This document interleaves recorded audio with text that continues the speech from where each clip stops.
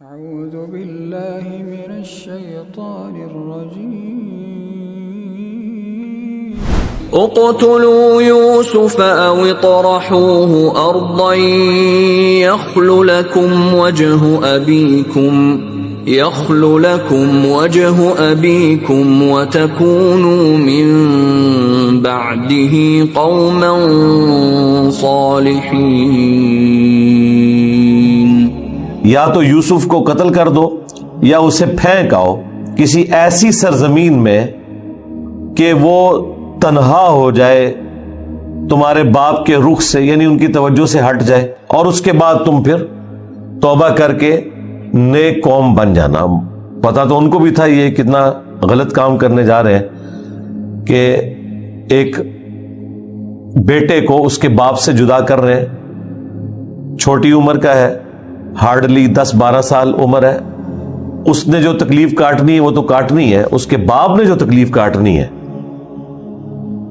وہ بھی کتنی تکلیف دہ چیز ہے کہ جب وہ باپ آپ کا بھی باپ ہے اور ماں باپ کے ساتھ حسن سلوک کا قرآن میں حکم ہے. قال قائل منهم لا تقتلوا يوسف وألقوه في غيابة الجب يلتقطه بعض السيارة إن كنتم فاعلين.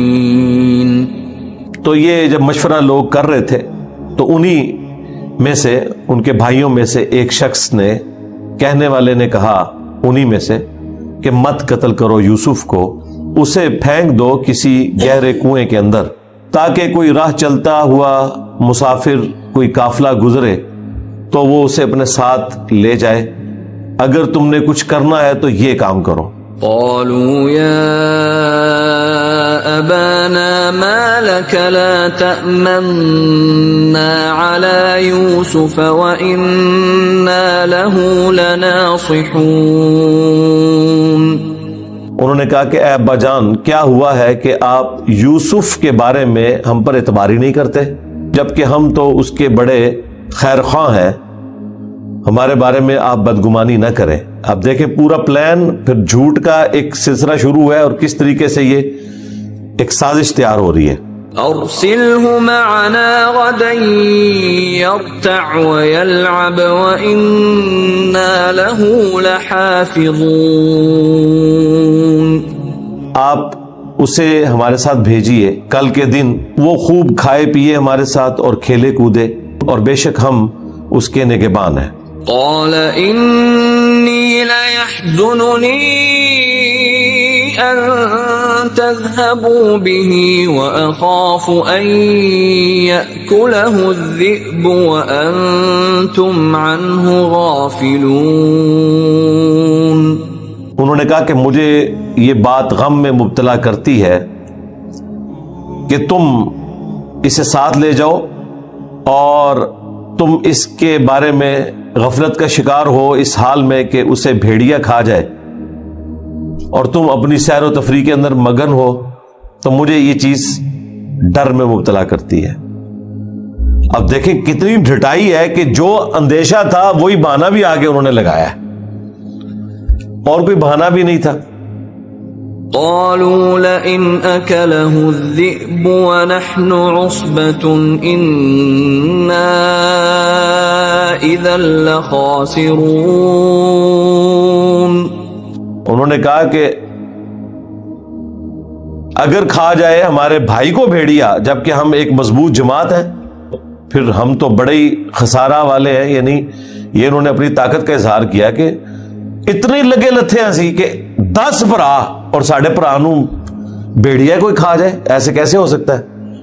فلما ذهبوا به وأجمعوا أن يجعلوه في غيابة الجب وأوحينا إليه لتنبئنهم بأمرهم هذا وهم لا يشعرون.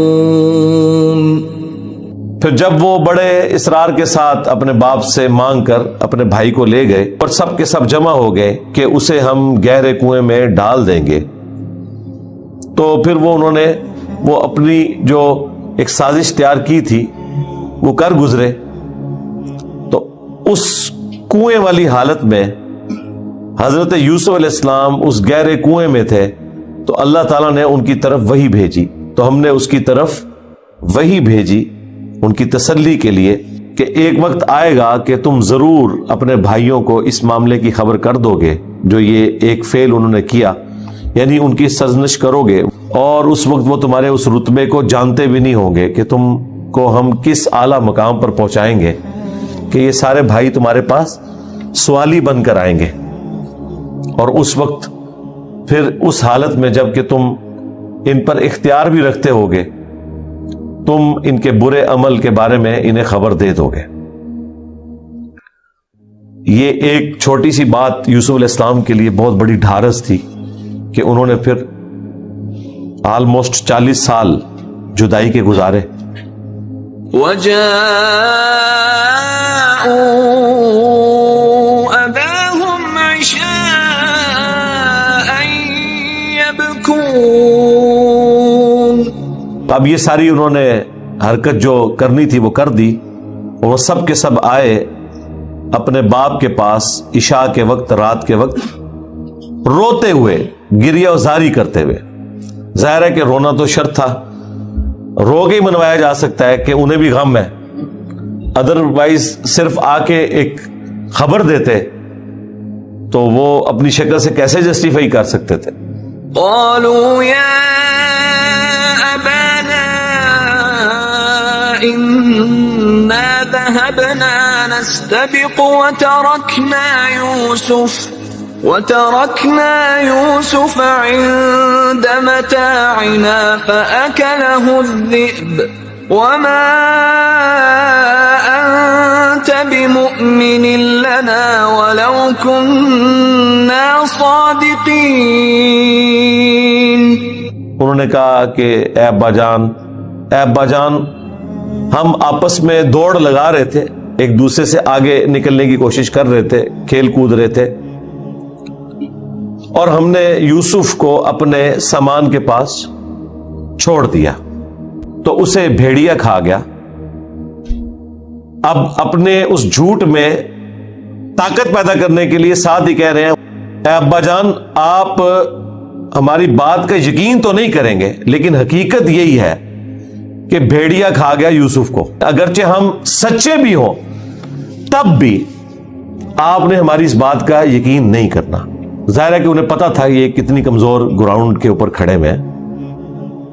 یہاں پہ پبلک میں مشہور کیا ہوا ہے کہ یوسف علیہ السلام کے بھائیوں نے کہا کہ اگر ہم آپ سے جھوٹ بول رہے ہیں تو ہم 14ویں صدی کے علماء میں اٹھائے جائیں. یہ بڑا آپ نے پبلک میں سنا ہوگا. میرے خیال میں تو 14ویں صدی کے علماء جو ہیں وہ برادران یوسف سے بھی زیادہ گئے گزرے تھے اس حوالے سے. ہماری تو 15ویں صدی ہے, یہ 1445 ہجری چل رہا ہے, ہم تو 14ویں صدی میں آئے نہیں ہیں.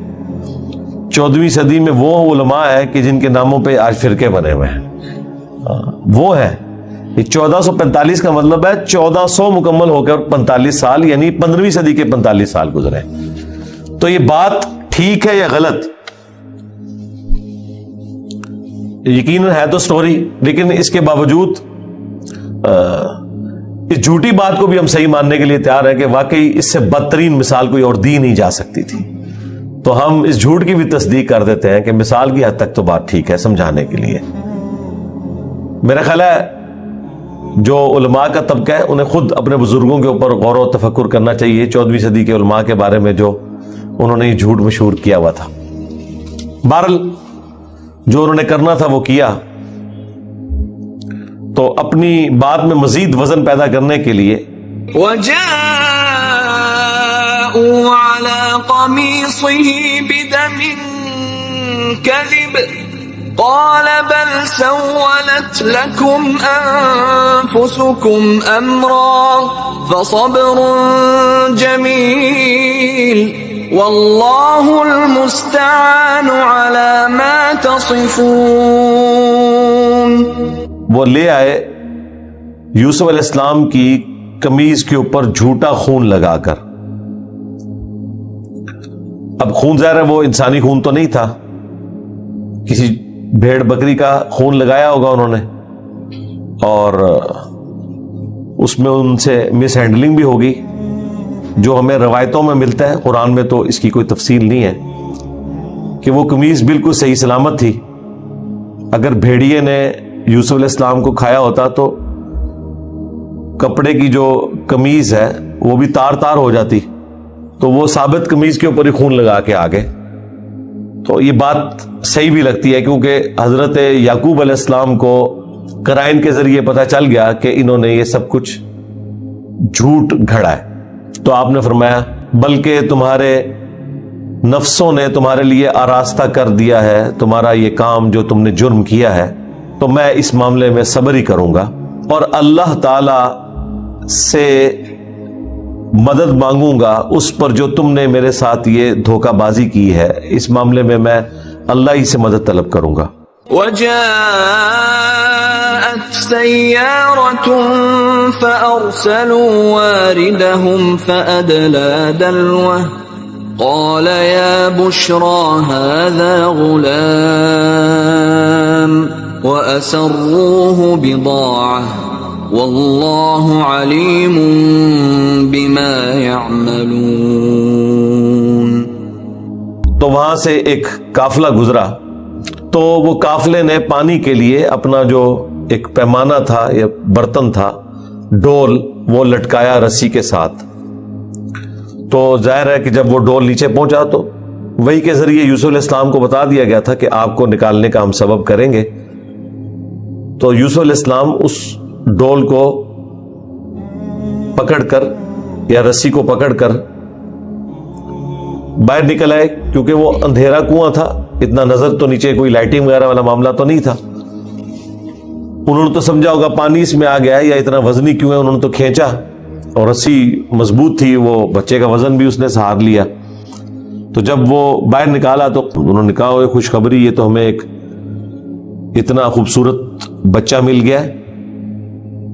اور ظاہر ہے کہ وہاں پہ ایک غلامی والا سسٹم تو چل ہی رہا تھا،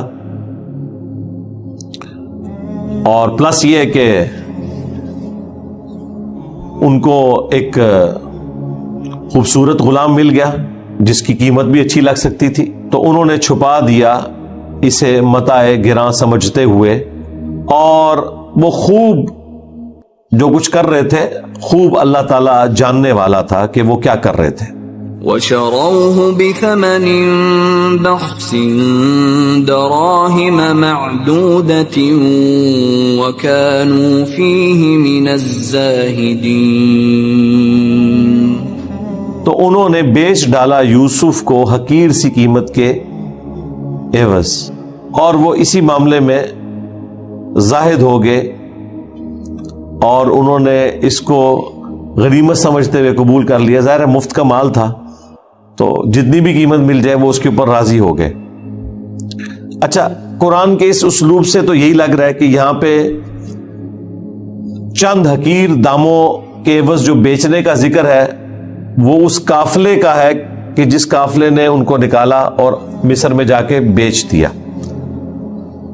ایران والوں نے جو فلم بنائی ہے اس میں انہوں نے اس معاملے کو پلٹایا ہے ان کے بھائیوں کی طرف کہ بھائیوں نے اس کنویں کو انڈر آبزرویشن رکھا ہوا تھا، اور جب وہ نکلا تو انہوں نے کلیم کیا کہ یہ ہمارا غلام بھاگ کر آیا ہے، اور آپ نے اگر اس کو رکھنا ہے تو تھوڑے سے پیسے ہمیں دیں اور اس کو لے جائیں. واللہ عالم، قرآن سے تو ایسی کوئی بات پتہ نہیں چل رہی، اور اگر وہ والا معاملہ بھی کر لیا جائے تب بھی کوئی اس کے کوئی خلاف والا معاملہ اس طریقے سے ہوتا نہیں ہے. وقال الذي اشتراه من مصر لامرأته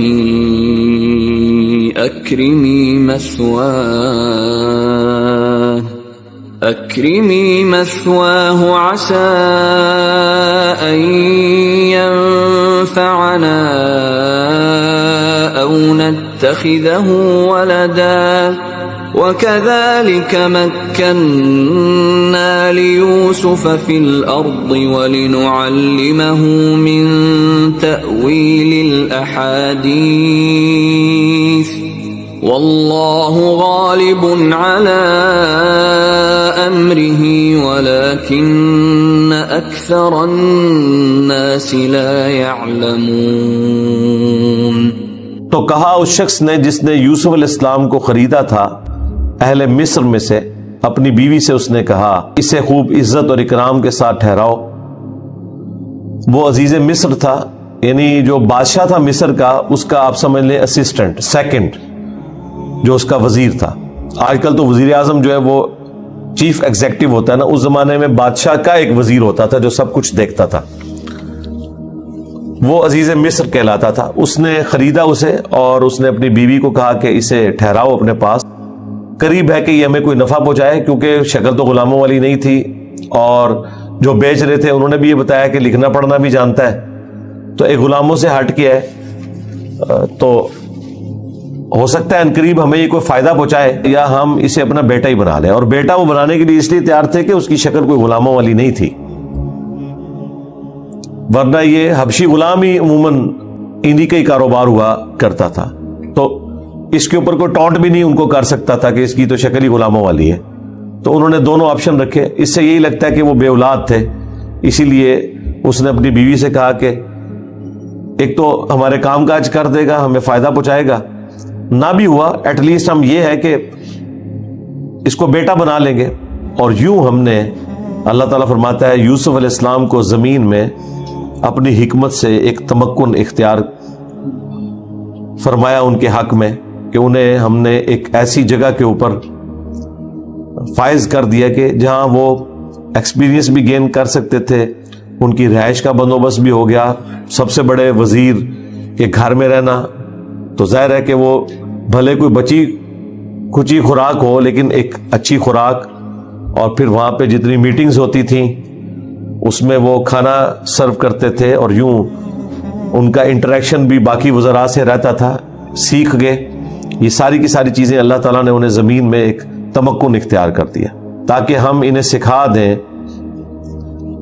بات کی گہرائی کا علم۔ یہ بھی ہو سکتا ہے ترجمہ، اور بعض لوگوں نے اس کا خوابوں کی تعبیر کا ترجمہ کر دیا، حالانکہ خواب کا تو یہاں پہ کوئی ذکر نہیں ہے۔ معاملہ فہمی سکھا دیں۔ ظاہر ہے کہ جب اتنے ایکسپیرینس لوگوں میں رہے گا، سب سے بڑی سویلائزیشن تھی اس وقت، کہاں بدو لوگ شام کے رہنے والے اور کہاں مصر کے لوگ، تو ان کے لیے ایک علم سیکھنے کا بھی ذریعہ ہو جائے گا۔ اور اللہ تعالیٰ اپنے ہر کام کے اوپر غالب ہے، لیکن اکثر لوگ اس حقیقت کو نہیں جانتے۔ وَلَمَّا بَلَغَ أَشُدَّهُ آتَيْنَاهُ حُكْمًا وَعِلْمًا وَكَذَلِكَ نَجْزِي الْمُحْسِنِينَ۔ اور جب وہ اپنی جوانی کی عمر کو پہنچے تو ہم نے انہیں حکم اپنی طرف سے اور علم عطا فرمایا۔ یہاں حکم سے مراد ہے نبوت، اور علم عطا فرمایا، خوابوں کی تعبیر کا بھی علم عطا فرما دیا، معاملہ فہمی بھی، اور ایکسپیرینس سے بھی انہوں نے بہت کچھ حاصل کر لیا۔ اور یوں ہی ہم جزا دیتے ہیں، بدلہ دیتے ہیں نیکوکاروں کو، جو صبر کی روش اختیار کرنے والے لوگ ہیں۔ ان کو وقتی طور پر تکلیف آتی ہے۔ وراودته التي هو في بيتها عن نفسه وغلقت الأبواب وقالت هيت لك قال معاذ الله إنه ربي أحسن مثواي إنه لا يفلح الظالمون۔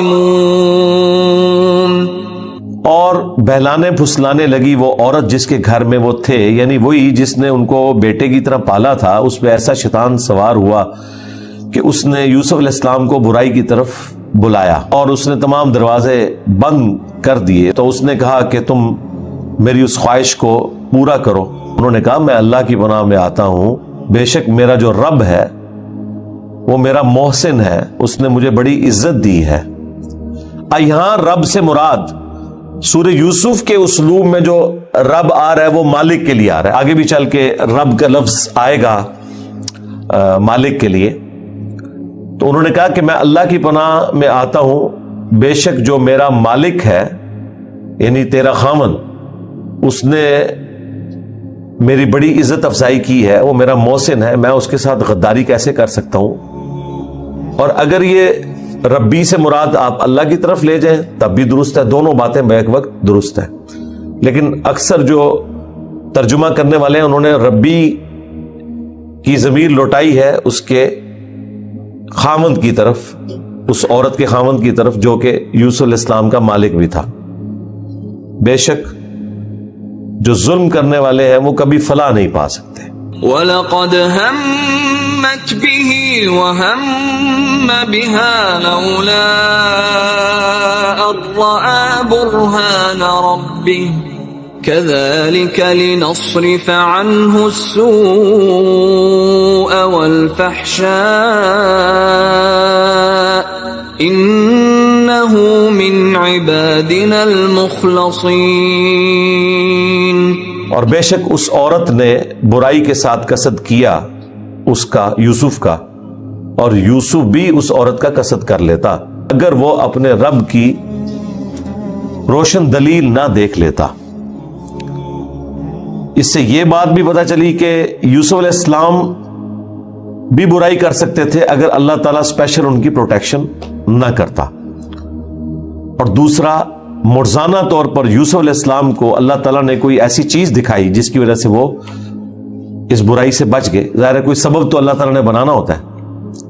وہ اسرائیلی روایتوں میں ملتا ہے کہ انہیں حضرت یعقوب علیہ السلام کی شکل دکھائی گئی اور وہ انگلی سے اشارہ کر رہے تھے کہ تم نے یہ کام نہیں کرنا، یا عین ممکن ہے جبرائیل علیہ السلام ان کے سامنے ظاہر ہوں اور انہوں نے ان کو گائیڈ کیا ہو، یا جس طریقے سے وہ ایران والوں نے فلم میں فلمایا کہ وہ عورت جو ہے انہیں شیطان کی نظر آنے لگی، یعنی وہ شکل اس کی شیطان والی انہیں دکھنے لگی، تو یہ ایک بہت بڑی ایک ان کے لیے آبزرویشن تھی۔ بہرحال کوئی بہت غیر معمولی چیز ہے جو اللہ تعالیٰ نے کہا کہ روشن دلیل ہم نے ان کو دکھائی ہے، کوئی وہ کوئی بھی دلیل ہو سکتی ہے، اس کی تفصیل بیان نہیں کی گئی ہے، تو اس کی وجہ سے وہ اس عورت کے فتنے سے بچ گئے۔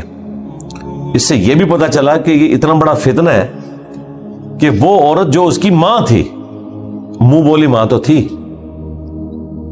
اور اس عورت کو بھی دیکھیں کہ اس نے بچوں کی طرح جس لڑکے کو پالا اس کے ساتھ وہ برائی میں مبتلا ہونے والا معاملہ اس کو شیطان نے اکسایا۔ اسی لیے اسلام نے منہ بولے ماں بیٹے بہن بھائی کا رشتہ نہیں رکھا ہوا، سیدھی سی بات ہے، وہ اس میں اس طرح کے چانسز ہو جاتے ہیں جب تک کہ محرم والا رشتہ نہ ہو۔ یہ دلیل ہم نے اس لیے دکھائی کہ تاکہ اس کے ذریعے سے ہم اس طریقے سے دور کر دیں یوسف سے وہ برائی اور بے حیائی کے کام کو۔ بے شک وہ ہمارے مخلص یعنی چنے ہوئے بندوں میں سے ایک تھے۔ واستبق الباب وقدت قميصه من دبر وألف يا سيدها لدى الباب قالت ما جزاء من أراد بأهلك سوءا إلا أن يسجن أو عذاب أليم۔ اور دونوں دوڑ پڑے دروازے کی طرف، اور اس عورت نے ان کے پیچھے بھاگتے ہوئے جب انہیں پکڑنے کی کوشش کی تو پیچھے سے ان کا کرتا پھٹ گیا، وہ پھاڑ ڈالا، اور بس اسی حالت میں دروازے کے پاس اس کا خاوند عورت کا آ گیا۔ اس نے کہا کہ بتاؤ، جو تمہاری گھر والی کے ساتھ برائی کا ارادہ رکھتا ہو اس کی سزا یا بدلہ، جزا جب نیگیٹو معنوں میں لیا جائے گا تو وہ پھر بدلے کے معنوں میں ہوگا، اور اگر پازیٹو معنوں میں ہو تو انعام کے معنوں میں، عربی میں دونوں کے لیے جزا کا لفظ، تو اس کا بدلہ یا سزا سوائے اس کے کیا ہوگی کہ یا تو اسے قید میں ڈال دیا جائے یا اسے دردناک سزا دی جائے۔ قال هي راودتني عن نفسي وشهد شاهد من أهلها إن كان قميصه قد من قبل فصدقت وهو من الكاذبين۔ یوسف علیہ السلام نے کہا یہ جو کچھ بول رہی ہے تو جھوٹ کہہ رہی ہے، بلکہ اسی نے مجھے اپنی طرف بلانے کی اور بہلانے کی ناکام کوشش کی تھی. تو انہوں نے بس اتنا مختصر جملہ بولا کہ یہ جھوٹ بول رہی ہے، اس نے کوشش کی. تو اللہ تعالیٰ نے غیبی مدد کی یوسف علیہ السلام کی. تو ایک گواہ نے جو کہ اس عورت کے رشتہ داروں میں سے تھا، خاوند کے رشتہ داروں میں سے ہوتا تو عورت نے کہاں ماننا تھا. تو بائی چانس وہاں پہ کوئی اسی عورت کا قریبی رشتہ دار تھا جو کہ حمایتی تھا اس عورت کا. ان رشتہ داروں میں سے ایک رشتہ دار موجود تھا. اللہ تعالیٰ نے کوئی ایسا غیبی معاملہ کیا تو وہ بول اٹھا. اس نے ایک علمی بات کی جو بالکل منطقی تھی کہ یہ طریقہ ہے جج کرنے کا. اس زمانے میں تو سی سی ٹی وی کیمرہ نہیں ہوتے تھے اور باقی معاملات اس طریقے سے تو نہیں ہوتے تھے کہ کوئی کاؤنٹر ویریفیکیشن کی جا سکے. ایران والوں نے ویسے فلم کے اندر یہ فلمایا کہ وہ کوئی ایک شیرخوار بچہ تھا، نیو بورن بیبی تھا جو بول بھی نہیں سکتا تھا. تو وہ بول اٹھا اور اس نے یہ بات کی جو اگلی بات رپورٹ ہوئی ہے. اللہ کی قدرت سے یہ بعید نہیں ہے، لیکن یہ اتنی غیر معمولی بات تھی کہ قرآن میں رپورٹ ہونی چاہیے تھی معجزے کے طور پر کہ شیر خوارگی میں بچہ بولا ہے. جس طرح کہ عیسیٰ علیہ السلام ماں کی گود میں بولے ہیں تو اللہ تعالیٰ نے اسے رپورٹ کیا ہے کہ یہ ایک غیر معمولی ایک واقعہ ہے جو قانون قدرت کو توڑنے والا ہے، معجزہ ہے. تو یہ بھی معجزہ ہونا تھا. اور دوسری بات یہ ہے کہ اگر اس طرح کا کوئی واقعہ ہوا ہوتا تو یہ ایک اتنا غیر معمولی واقعہ تھا کہ اس کے بعد تو وہاں لوگوں کو سمجھ لینا چاہیے تھا کہ یوسف علیہ السلام کوئی عام انسان نہیں ہے، اور وہیں سے ان کی دعوت کا آغاز بھی ہو جاتا. سب سے پہلے تو عزیز مصر ان کا کلمہ پڑھ کے مسلمان ہو جاتا. تو ایسی کوئی بات رپورٹ نہیں ہوئی. اس سے لگتا ہی ہے کہ وہ کوئی سیانہ آدمی تھا، سمجھدار، کوئی سینئر آدمی تھا جس کے پاس عقل و دانش تھی اور اس نے مشورہ دیا اپنا. اس نے کہا کہ اگر تو یوسف علیہ السلام کی قمیض آگے سے پھٹی ہوئی ہے تو پھر تو یوسف علیہ السلام مجرم ہے، کیونکہ عین ممکن ہے کہ ان کی ہاتھا پائی ہوئی ہو تو عورت اپنی عزت بچانے کی خاطر سامنے سے ظاہر اس کی قمیض پکڑے گی اور پھاڑ دے گی. یہ لاجیکل چیز تھی. پھر وہ عورت جو ہے وہ سچ کہہ رہی ہے اور یوسف جو ہے وہ جھوٹوں میں ہے اگر وہ یہ بات کر رہا ہے.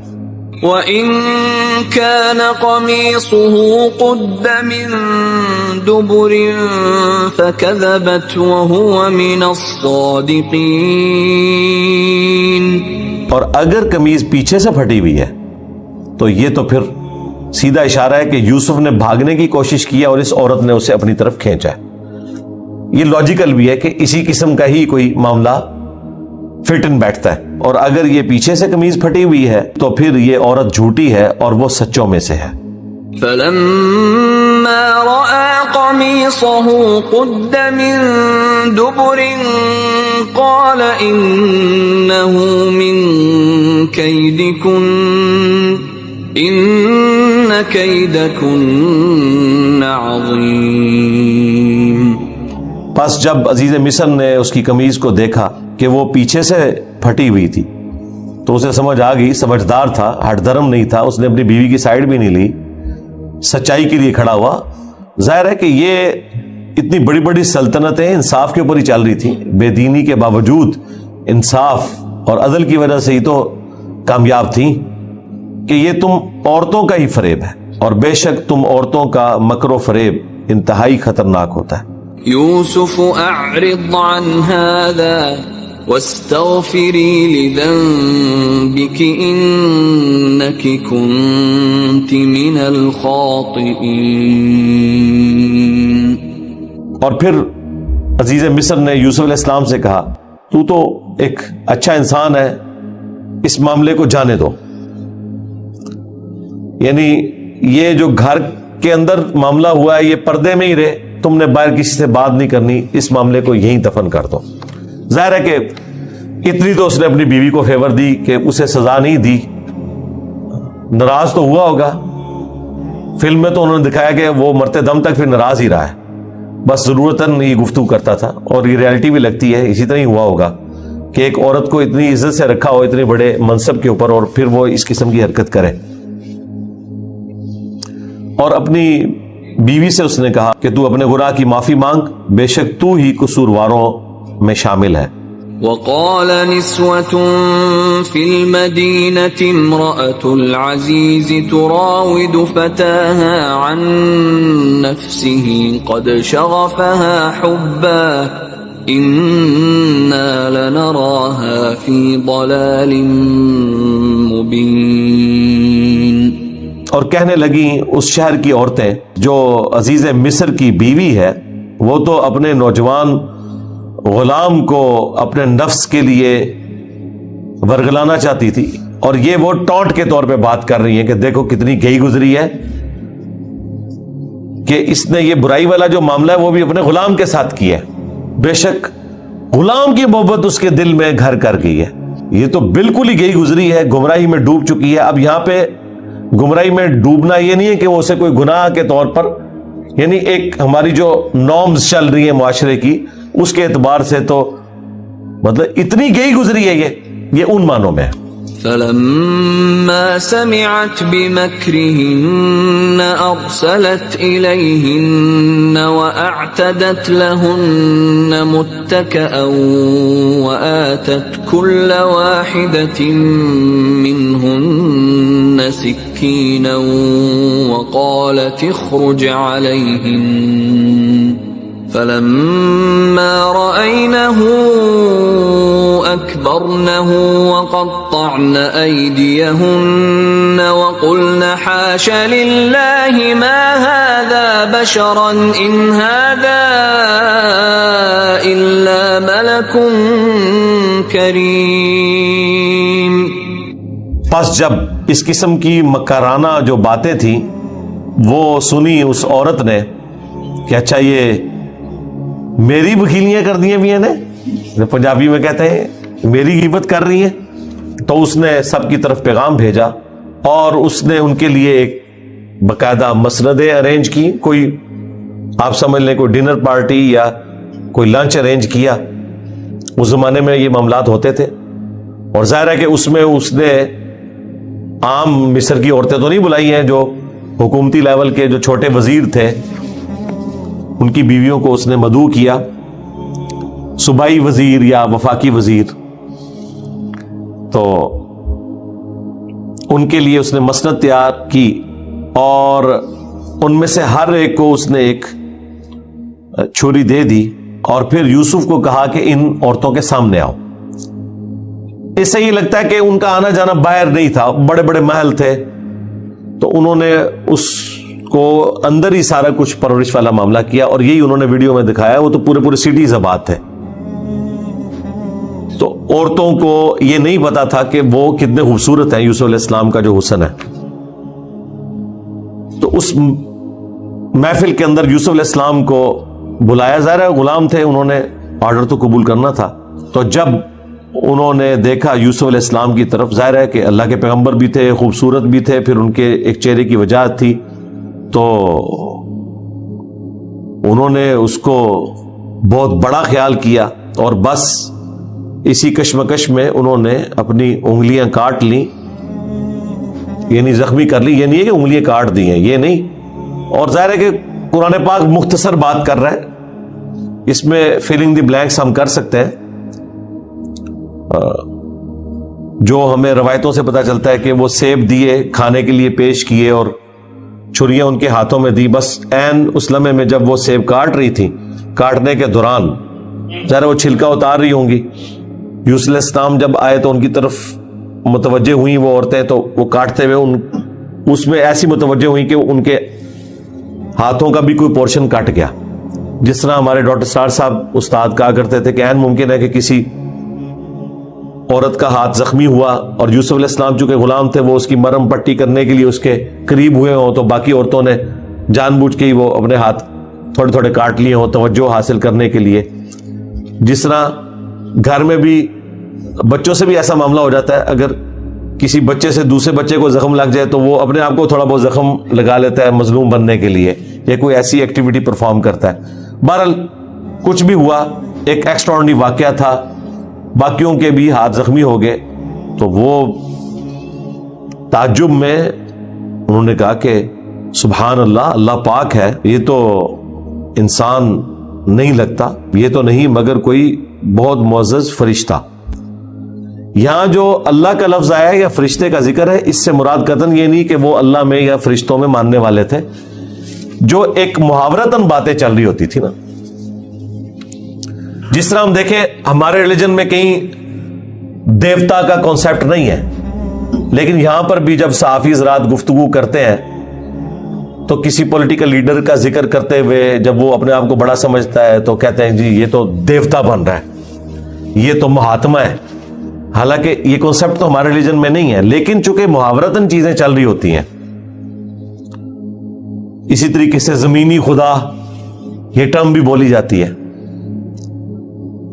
طاقتور لوگوں کے لیے۔ تو اس طرح کی جو مثالیں دی جاتی ہیں وہ محاورتاً بسا اوقات دوسرے مذاہب کے لوگوں سے بھی اس زبان میں آ گئی ہوتی ہیں، کیونکہ یہاں پر کوئی ایسی ہمیں تفصیلات نہیں ملتی کہ وہ خدا کے ماننے والے تھے یا نہیں تھے۔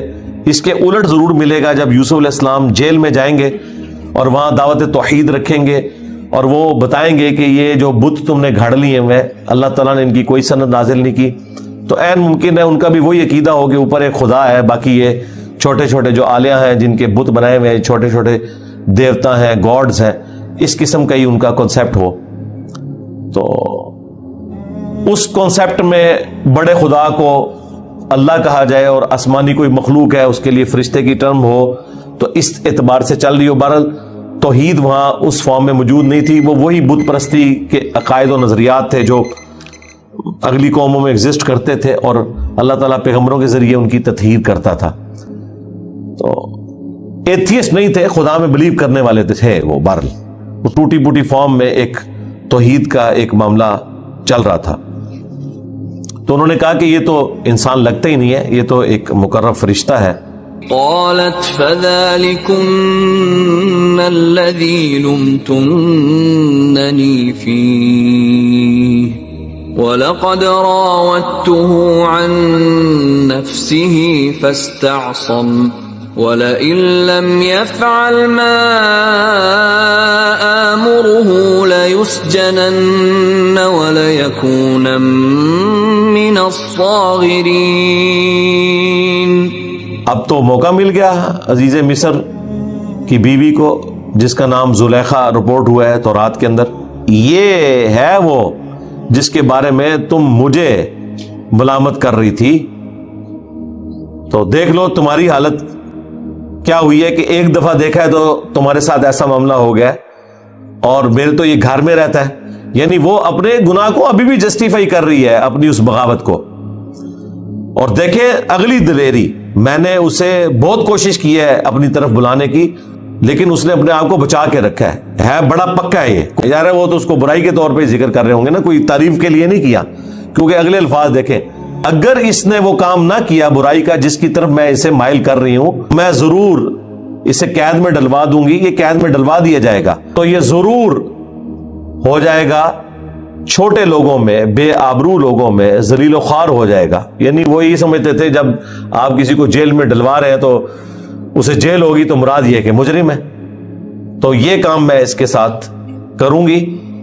یعنی وہ ابھی تک اپنے ان معاملات سے پیچھے نہیں ہٹی اور اپنی اسی ڈھٹائی کے ساتھ اسی برائی کے اوپر قائم ہے۔